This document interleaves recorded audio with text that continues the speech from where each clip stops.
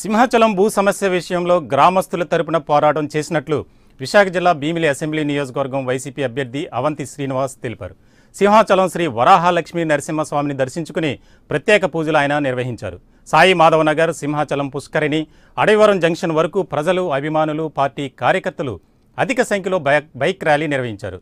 తాను ఎమ్మెల్యేగా ఉన్నప్పుడు సంక్షేమ పథకాలు, అభివృద్ధి కార్యక్రమాలు ఎన్నో చేపట్టామని తెలిపారు.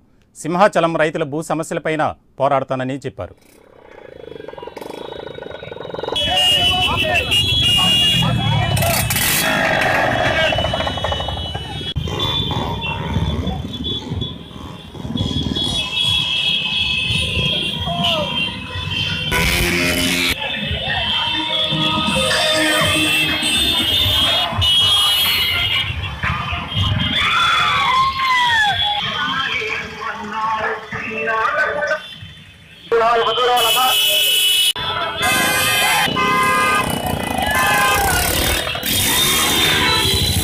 జంగాల కాలనీ, బ్యాంక్ కాలనీ ఇవన్నీ కూడా యూత్ అంతా కూడా సింహాచలం యూత్ బైక్ ర్యాలీ చేయడం జరిగింది.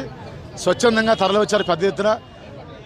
గతంలో 2004, 2009లో నేను ఎమ్మెల్యేగా పనిచేసినప్పుడు ఇక్కడ చేసిన అభివృద్ధి కార్యక్రమాలు, సంక్షేమ కార్యక్రమాలు, అవినీతి రహితంగా పరిపాలించడం, అలాగే పార్టీలకు అతీతంగా అభివృద్ధి చేయడం, ఇవన్నీ కూడా చేయడం జరిగింది.